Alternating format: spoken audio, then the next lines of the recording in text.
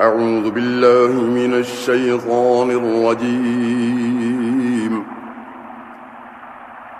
بسم الله الرحمن الرحيم. قال الملأ الذين استكبروا من قومه لنخرجنك يا شعيب والذين آمنوا معك من قريتنا أو لتعودن في ملتنا. قال أولو كنا كارهين قد افترينا على الله كذبا إن عدنا في ملتكم بعد إذ نجانا الله منها وما يكون لنا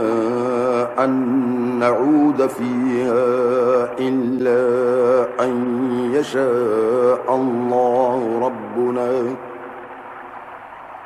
وسع ربنا كل شيء علما على الله توكلنا ربنا افتح بيننا وبين قومنا بالحق وأنت خير الفاتحين. وقال الملأ الذين كفروا من قومه لئن اتبعتم شعيبا إنكم إذا لخاسرون. فأخذتهم الرجفة فأصبحوا في دارهم جاثمين. الذين كذبوا شعيبا كأن لم يغنوا فيها الذين كذبوا شعيبا كانوا هم الخاسرين. فتولى عنهم وقال يا قوم لقد أبلغتكم رسالات ربي ونصحت لكم فكيف آسى على قوم كافرين. وما أرسلنا في قرية من نبي إلا أخذنا أهلها بالبأساء والضراء لعلهم يضرعون. ثم بدلنا مكان السيئة الحسنة حتى عفوا وقالوا قد مس آباءنا الضراء والسراء فأخذناهم بغتة وهم لا يشعرون. ولو أن أهل القرى آمنوا واتقوا لفتحنا عليهم بركات من السماء والأرض ولكن كذبوا فأخذناهم بما كانوا يكسبون. أفأمن أهل القرى أن يأتيهم بأسنا بياتا وهم نائمون. أوأمن أهل القرى أن يأتيهم بأسنا ضحى وهم يلعبون. أفأمنوا مكر الله فلا يأمن مكر الله إلا القوم الخاسرون. أولم يهد للذين يرثون الأرض من بعد أهلها أن لو نشاء أصبناهم بذنوبهم ونطبع على قلوبهم فهم لا يسمعون. تلك القرى نقص عليك من أنبائها ولقد جاءتهم رسلهم بالبينات فما كانوا ليؤمنوا بما كذبوا من قبل كذلك يطبع الله على قلوب الكافرين وما وجدنا لأكثرهم من عهد وإن وجدنا أكثرهم لفاسقين ثم بعثنا من بعدهم موسى بآياتنا إلى فرعون وملئه فظلموا بها فانظر كيف كان عاقبة المفسدين وقال موسى يا فرعون إني رسول من رب العالمين حقيق على ألا أقول على الله إلا الحق قد جئتكم ببينة من ربكم فأرسل معي بني إسرائيل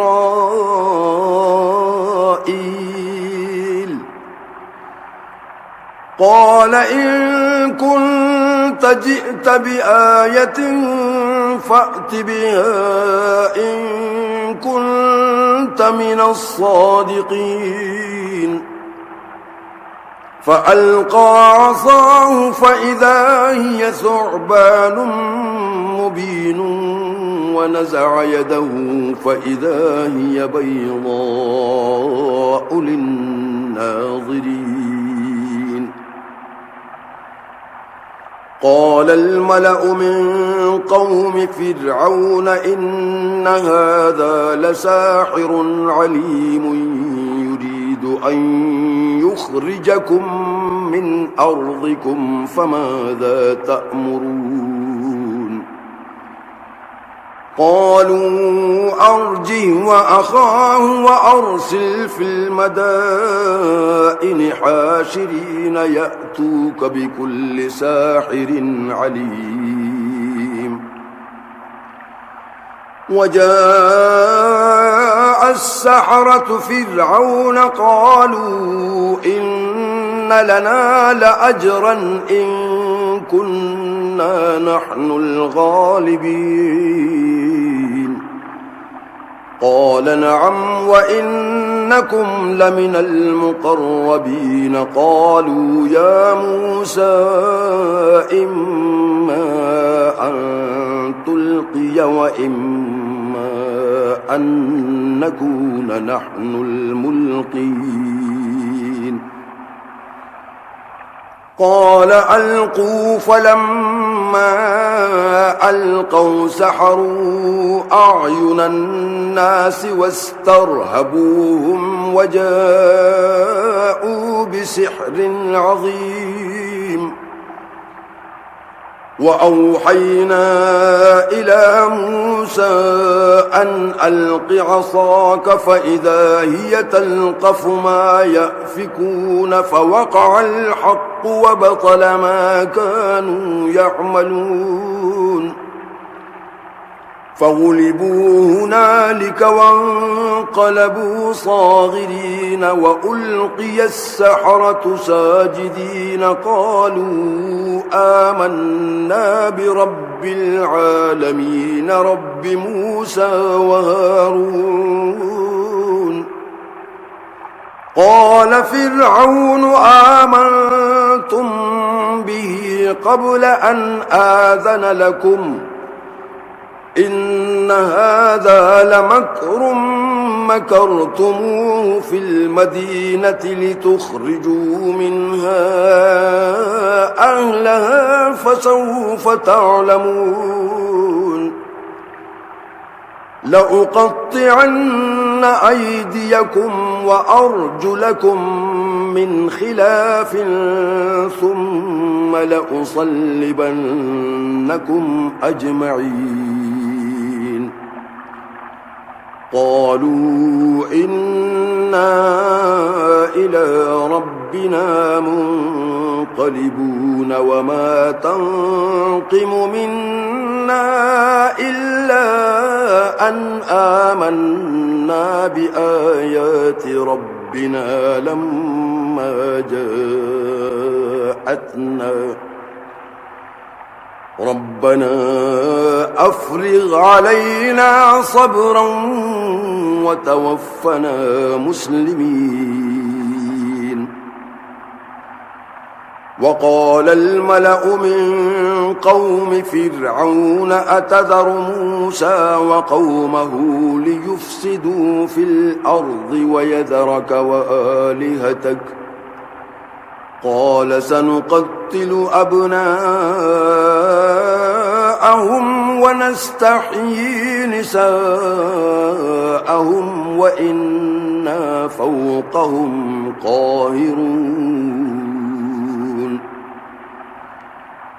قال موسى لقومه استعينوا بالله واصبروا إن الأرض لله يورثها من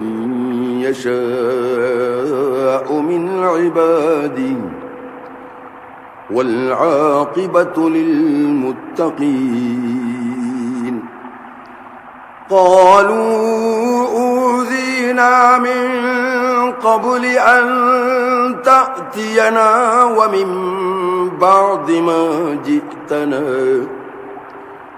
قال عسى ربكم أن يهلك عدوكم ويستخلفكم في الأرض فينظر كيف تعملون. ولقد أخذنا آل فرعون بالسنين ونقص من الثمرات لعلهم يذكرون. فإذا جاءتهم الحسنة قالوا لنا هذه وإن تصبهم سيئة يطيروا بموسى ومن معه ألا إنما طائرهم عند الله ولكن أكثرهم لا يعلمون. وقالوا مهما تأتنا به من آية لتسحرنا بها فما نحن لك بمؤمنين. فأرسلنا عليهم الطوفان والجراد والقمل والضفادع والدم آيات مفصلات فاستكبروا وكانوا قوما مجرمين. ولما وقع عليهم الرجز قالوا يا موسى ادع لنا ربك بما عهد عندك لئن كشفت عنا الرجز لنؤمنن لك ولنرسلن معك بني إسرائيل. فلما كشفنا عنهم الرجز إلى أجل هم بالغوه إذا هم ينكثون.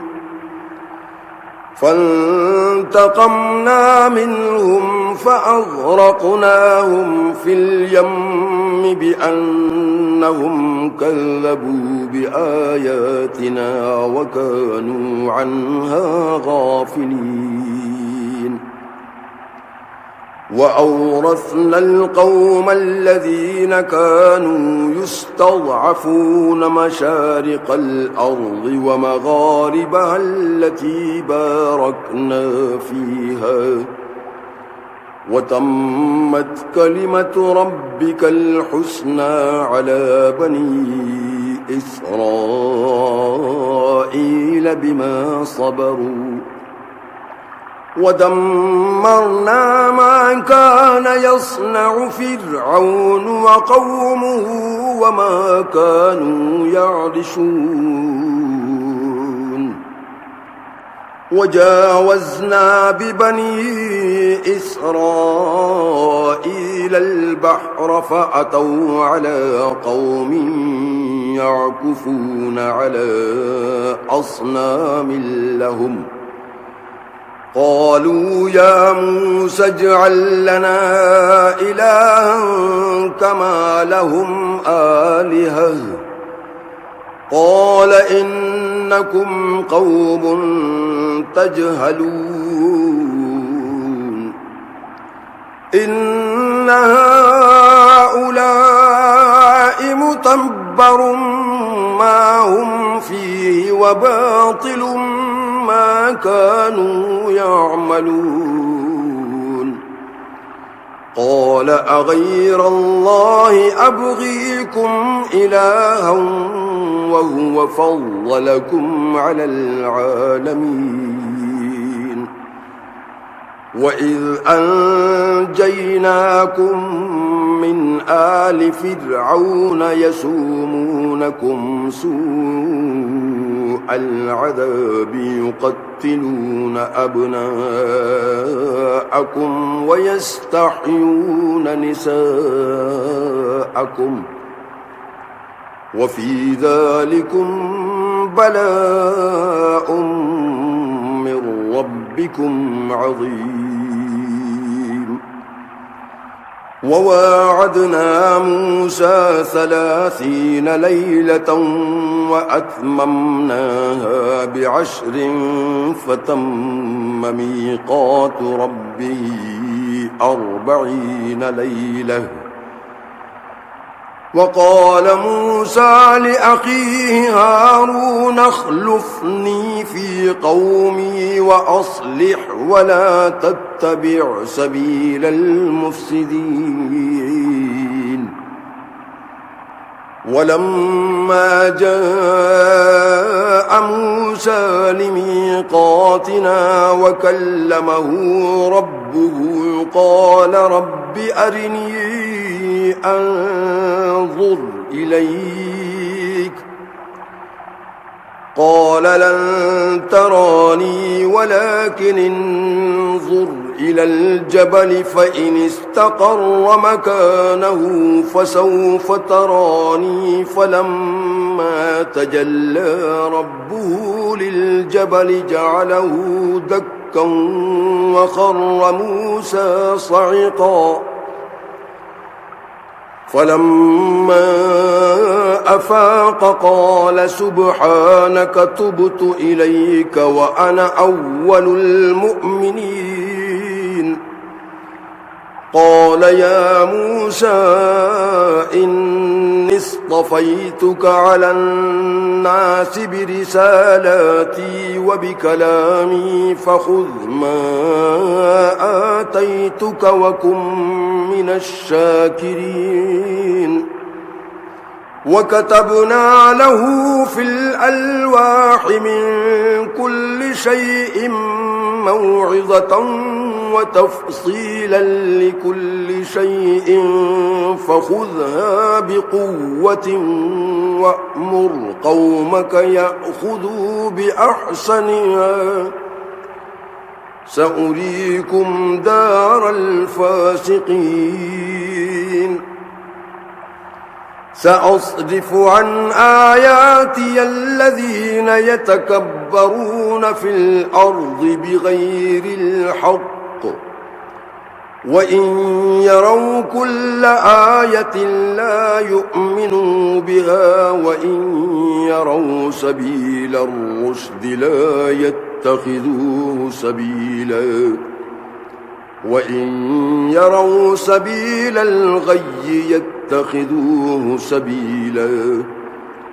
ذلك بأنهم كذبوا بآياتنا وكانوا عنها غافلين والذين كذبوا بآياتنا ولقاء الآخرة حبطت أعمالهم هل يجزون إلا ما كانوا يعملون واتخذ قوم موسى من بعده من حليهم عجلا جسدا له خوار ألم يروا أنه لا يكلمهم ولا يهديهم سبيلا اتخذوه وكانوا ظالمين ولما سقط في أيديهم ورأوا أنهم قد ضلوا قالوا لئن لم يرحمنا ربنا ويغفر لنا لنكونن من الخاسرين ولما رجع موسى إلى قومه غضبان أسفا قال بئس ما خلفتموني من بعدي أعجلتم أمر ربكم وألقى الألواح وأخذ برأس أخيه يجره إليه قال ابن أم إن القوم استضعفوني وكادوا يقتلونني فلا تشمت بي الأعداء ولا تجعلني مع القوم الظالمين قال رب اغفر لي ولأخي وأدخلنا في رحمتك وأنت أرحم الراحمين إن الذين اتخذوا العجل سينالهم غضب من ربهم وذلة في الحياة الدنيا وكذلك نجزي المفترين والذين عملوا السيئات ثم تابوا من بعدها وآمنوا إن ربك من بعدها لغفور رحيم ولما سكت عن موسى الغضب أخذ الألواح وفي نسختها هدى ورحمة للذين هم لربهم يرهبون واختار موسى قومه 70 رجلا لميقاتنا فلما أخذتهم الرجفة قال رب لو شئت أهلكتهم من قبل وإياي أتهلكنا بما فعل السفهاء منا إن هي إلا فتنتك تضل بها من تشاء وتهدي من تشاء أنت ولينا فاغفر لنا وارحمنا وأنت خير الغافرين واكتب لنا في هذه الدنيا حسنة وفي الآخرة إنا هدنا إليك قال عذابي أصيب به من أشاء ورحمتي وسعت كل شيء فسأكتبها للذين يتقون ويؤتون الزكاة والذين هم بآياتنا يؤمنون الذين يتبعون الرسول النبي الأمي الذي يجدونه مكتوبا عندهم في التوراة والإنجيل يأمرهم بالمعروف وينهاهم عن المنكر ويحل لهم الطيبات ويحرم عليهم الخبائث ويضع عنهم إصرهم والأغلال التي كانت عليهم فالذين آمنوا به وعزروه ونصروه واتبعوا النور الذي أنزل معه أولئك هم المفلحون.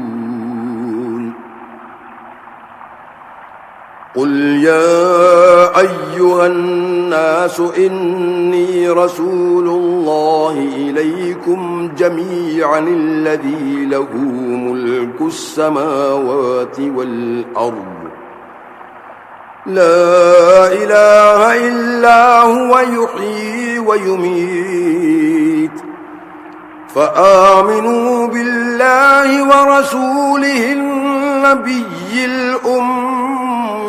الذي يؤمن بالله وكلماته واتبعوه لعلكم تهتدون. ومن قوم موسى أمة يهدون بالحق وبه يعدلون. وقطعناهم 12 أسباطا أمما وأوحينا إلى موسى إذ استسقاه قومه أن اضرب بعصاك الحجر فانبجست منه 12 عينا قد علم كل أناس مشربهم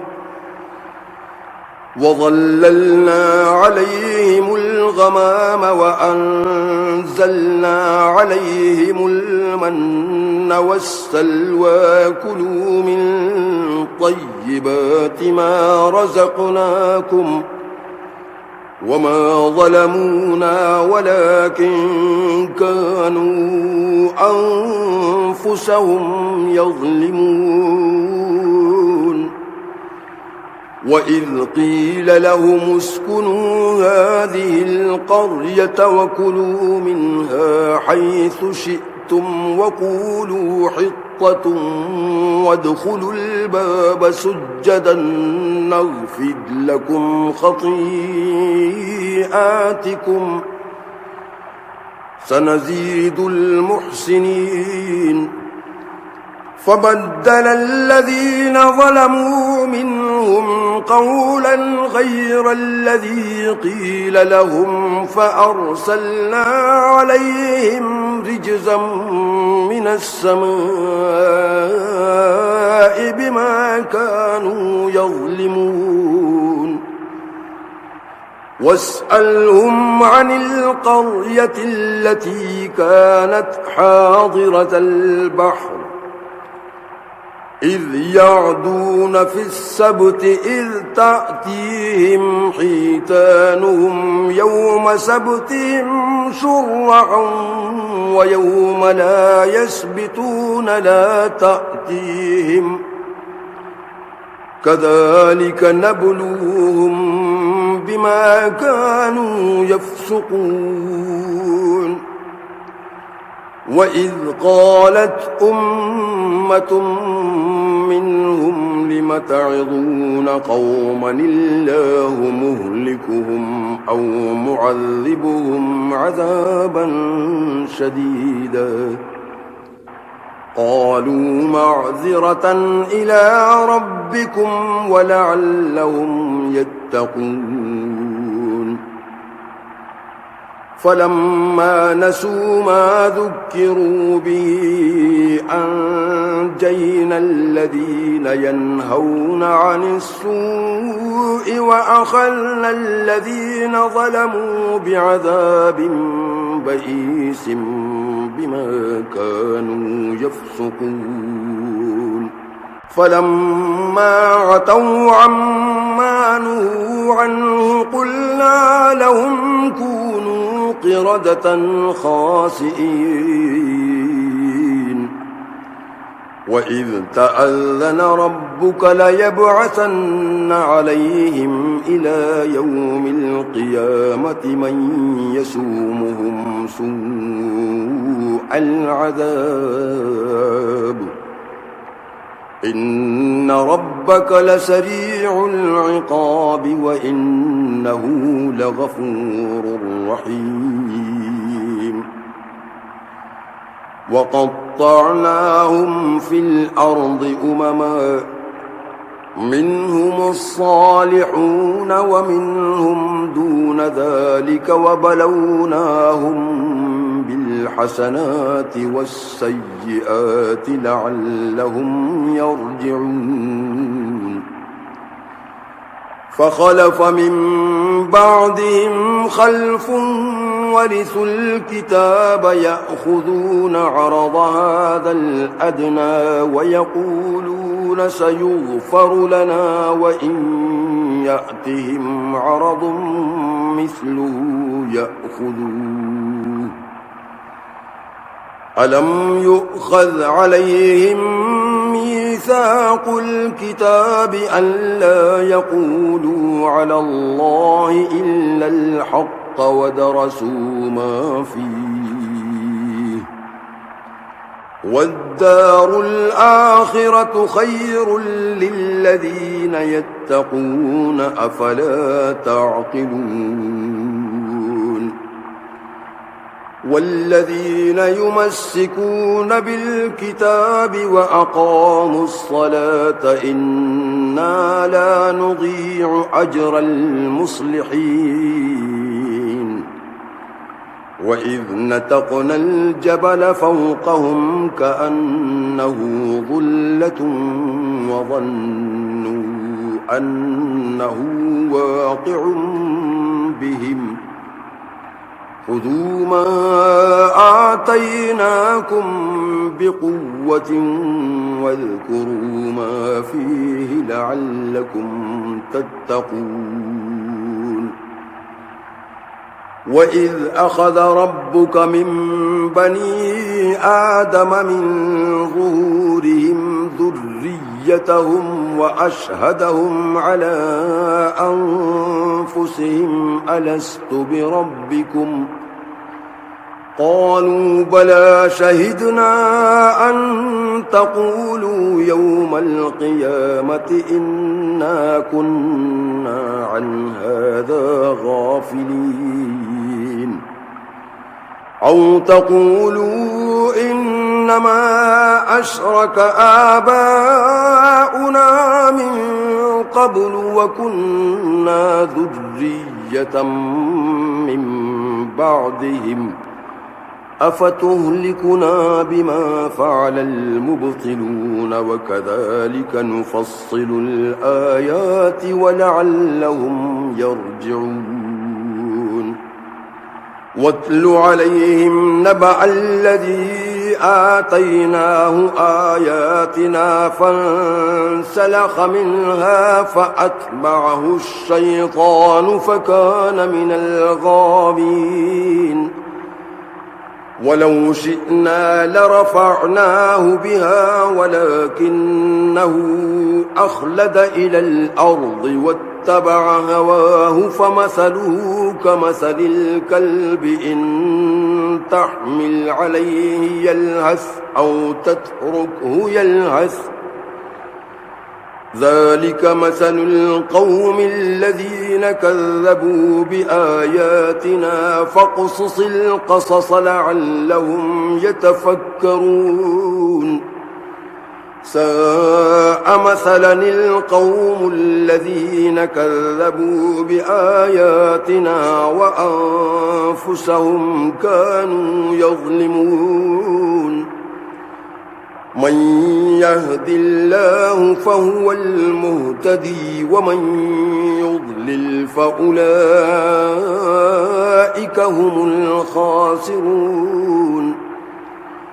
ولقد ذرأنا لجهنم كثيرا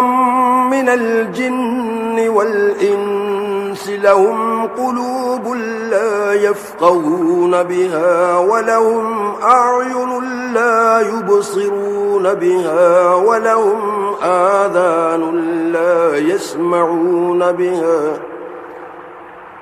أولئك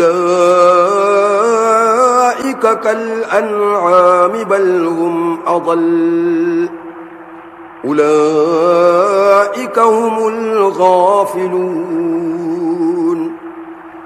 ولله الأسماء الحسنى فادعوه بها وذروا الذين يلحدون في أسمائه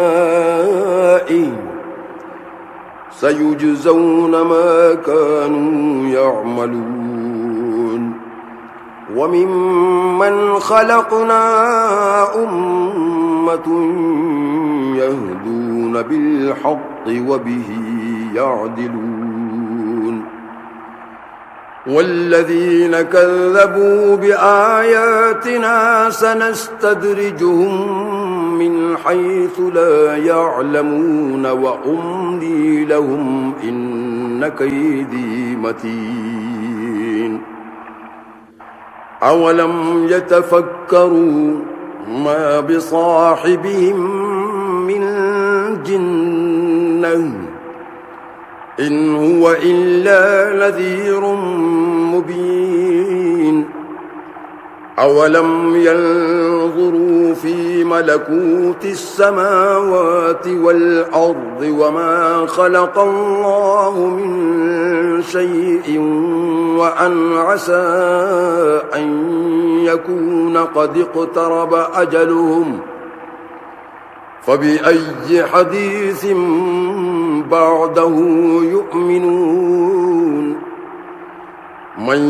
يضلل الله فلا هادي له ويذرهم في طغيانهم يعمهون يسألونك عن الساعة أيان مرساها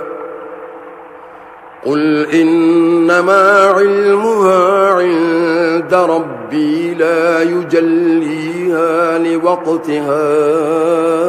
إلا هو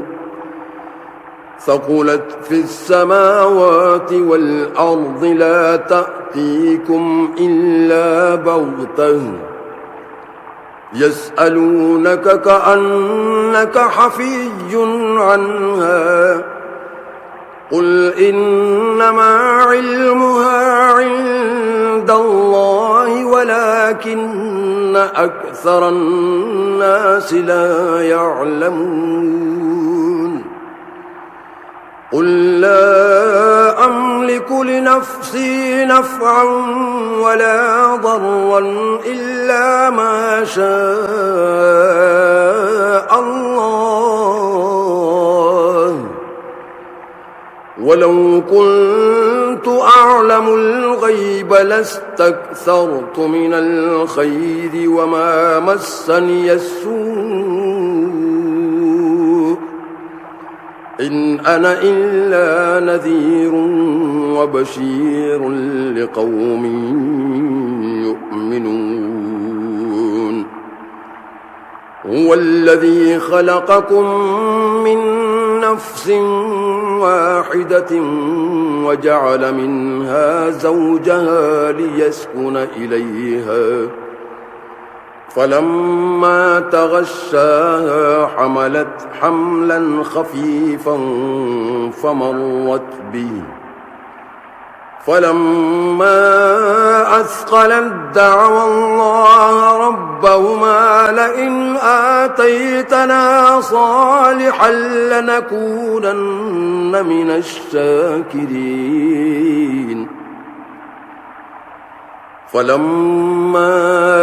آتاهما صالحا جعلا له شركاء فيما آتاهما فتعالى الله عما يشركون أيشركون ما لا يخلق شيئا وهم يخلقون ولا يستطيعون لهم نصرا ولا أنفسهم ينصرون وإن تدعوهم إلى الهدى لا يتبعوكم سواء عليكم أدعوتموهم أم أنتم صامتون إن الذين تدعون من دون الله عباد أمثالكم فادعوهم فليستجيبوا لكم إن كنتم صادقين ألهم أرجل يمشون بها أم لهم أيد يبطشون بها أم لهم أعين يبصرون بها أم لهم آذان يسمعون بها قل ادعوا شركاءكم ثم كيدون فلا تنظرون إن وليي الله الذي نزل الكتاب وهو يتولى الصالحين والذين تدعون من دونه لا يستطيعون نصركم ولا أنفسهم ينصرون وإن تدعوهم إلى الهدى لا يسمعون وتراهم ينظرون إليك وهم لا يبصرون خذ العفو وأمر بالعرف وأعرض عن الجاهلين وإما ينزغنك من الشيطان نزغ فاستعذ بالله إنه سميع عليم إن الذين اتقوا إذا مسهم طائف من الشيطان تذكروا فإذا هم مبصرون وإخوانهم يمدونهم في الغي ثم لا يقصرون وإذا لم تأتهم بآية قالوا لولا اجتبيتها قل إنما أتبع ما يوحى إلي من ربي هذا بصائر من ربكم وهدى ورحمة لقوم يؤمنون وإذا قرئ القرآن فاستمعوا له وأنصتوا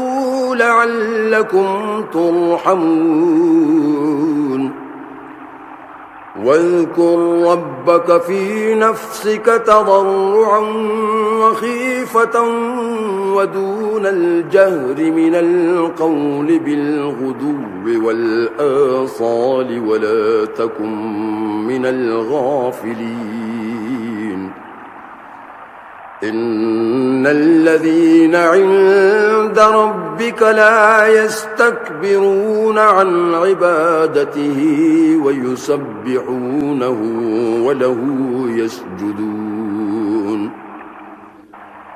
بسم الله الرحمن الرحيم يسألونك عن الأنفال قل الأنفال لله والرسول فاتقوا الله وأصلحوا ذات بينكم وأطيعوا الله ورسوله إن كنتم مؤمنين. إنما المؤمنون الذين إذا ذكر الله وجلت قلوبهم وإذا تليت عليهم آياته زادتهم إيمانا وعلى ربهم يتوكلون. الذين يقيمون الصلاة ومما رزقناهم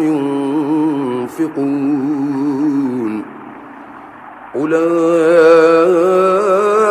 هم المؤمنون حقا لهم درجات عند ربهم ومغفرة ورزق كريم. كما أخرجك ربك من بيتك بالحق وإن فريقا من المؤمنين لكارهون يجادلونك في الحق بعدما تبين كأنما يساقون إلى الموت وهم ينظرون. وإذ يعدكم الله إحدى الطائفتين أنها لكم وتودون أن غير ذات الشوكة تكون لكم ويريد الله أن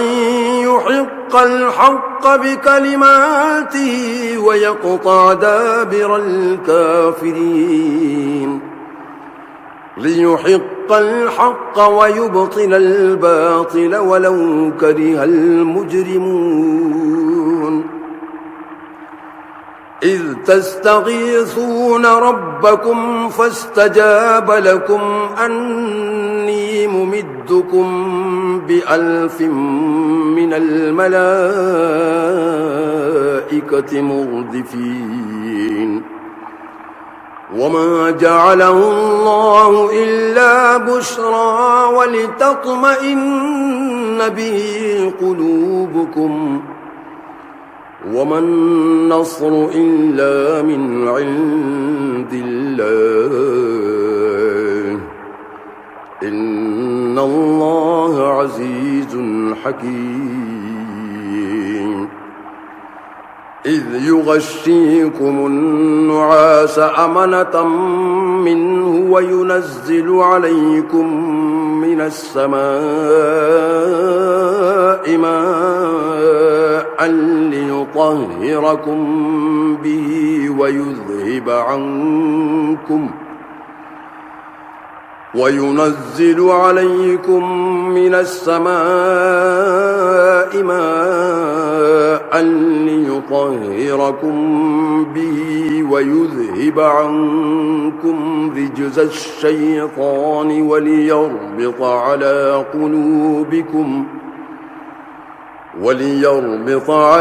قلوبكم ويثبت به الأقدام. إذ يوحي ربك إلى الملائكة أني معكم فثبتوا الذين آمنوا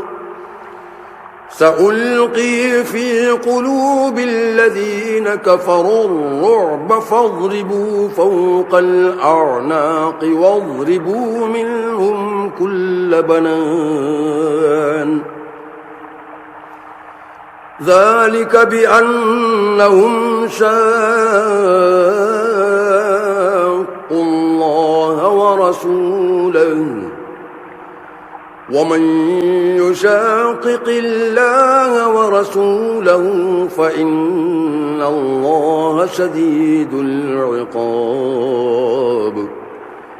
ذلكم فذوقوه وأن للكافرين عذاب النار.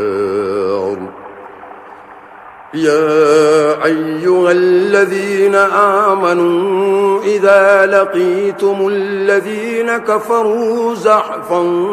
فلا تولوهم الأدبار ومن يولهم يومئذ دبره إلا متحرفا لقتال أو متحيزا إلى فئة فقد باء بغضب من الله أو متحيزا إلى فئة فقد باء بغضب من الله ومأواه جهنم وبئس المصير فلم تقتلوهم ولكن الله قتلهم وما رميت إذ رميت ولكن الله رمى وليبلي المؤمنين منه بلاء حسنا إن الله سميع عليم ذلكم وأن الله موهن كيد الكافرين إن تستفتحوا فقد جاءكم الفتح وإن تنتهوا فهو خير لكم وإن تعودوا نعد ولن تغني عنكم فئتكم شيئا ولو كثرت وأن الله مع المؤمنين يا أيها الذين آمنوا أطيعوا الله ورسوله ولا تولوا عنه وأنتم تسمعون ولا تكونوا كالذين قالوا سمعنا وهم لا يسمعون إن شر الدواب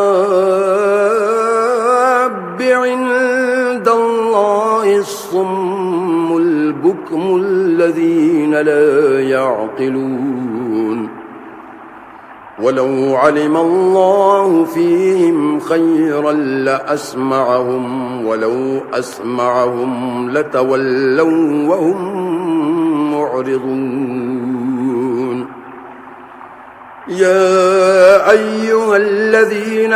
آمنوا استجيبوا لله وللرسول إذا دعاكم لما يحييكم واعلموا أن الله يحول بين المرء وقلبه وأنه إليه تحشرون واتقوا فتنة لا تصيبن الذين ظلموا منكم خاصة واعلموا أن الله شديد العقاب واذكروا إذ أنتم قليل مستضعفون في الأرض تخافون أن يتخطفكم الناس فآواكم وأيدكم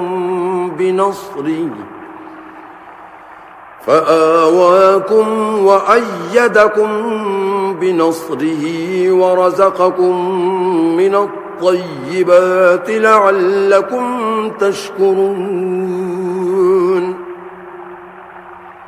يا أيها الذين آمنوا لا تخونوا الله والرسول وتخونوا أماناتكم وأنتم تعلمون واعلموا أنما أموالكم أموالكم وأولادكم فتنة وأن الله عنده أجر عظيم. يا أيها الذين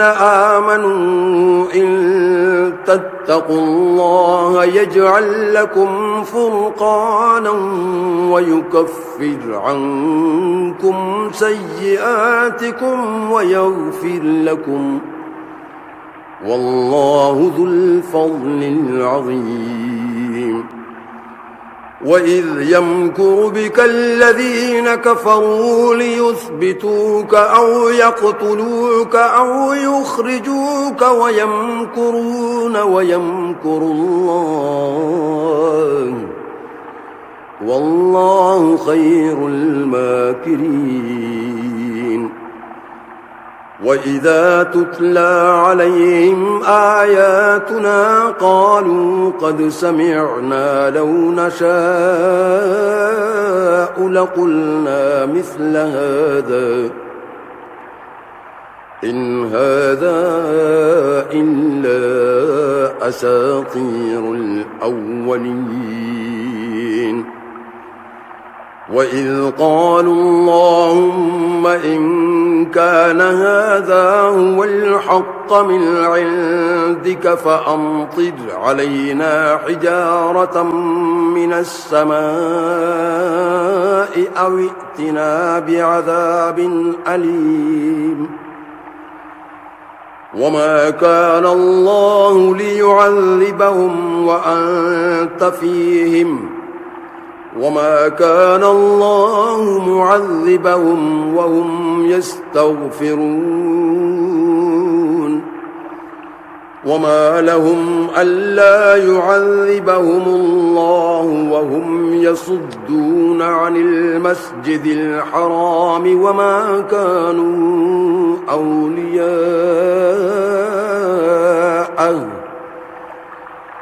إن أولياءه إلا المتقون ولكن أكثرهم لا يعلمون. وما كان صلاتهم عند البيت إلا مكاء وتصدية